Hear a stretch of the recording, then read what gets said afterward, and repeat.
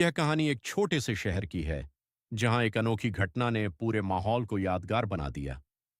शहर के बीचों बीच एक पुरानी लेकिन मशहूर कपड़ों की दुकान थी, शर्मा वस्त्र भंडार। हर साल की तरह इस बार भी दुकान पर बिग सेल, 50% छूट का बड़ा सा बोर्ड लगा हुआ था। सुबह से ही ग्राहकों की भारी भीड़ उमड़ पड़ी थी। लोग एक दूसरे को धक्का देते हुए अंदर जाने की कोशिश कर रहे थे। किसी को साड़ी चाहिए थी, किसी को शेरवानी, तो कोई बच्चों के कपड़ों के लिए परेशान था। लेकिन उस दिन कुछ अलग था। दुकान के मालिक रमेश शर्मा के घर उसी दिन उनके बेटे की शादी थी। पूरे परिवार में खुशी का माहौल था, लेकिन रमेश जी चिंता में थे। एक तरफ दुकान पर इतनी भीड़ और दूसरी तरफ बारात की तैयारी। उधर दुकान के बाहर लोग चिल्ला रहे थे, भैया, पहले मुझे जाने दो। अरे, 50% छूट है, मौका मत गंवाओ।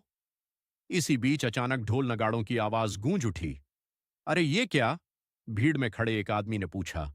तभी सामने से एक शानदार घोड़ा दिखाई दिया, जिस पर दूल्हा बैठा था, सज धज कर, लाल शेरवानी और साफे में। वो कोई और नहीं बल्कि रमेश जी का बेटा आकाश था। बारात दुकान के सामने ही आकर रुक गई। अब दृश्य और भी मजेदार हो गया।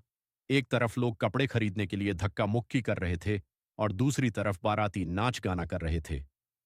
दूल्हा घोड़े पर बैठा मुस्कुरा रहा था, और बारात के लोग खुशी से झूम रहे थे।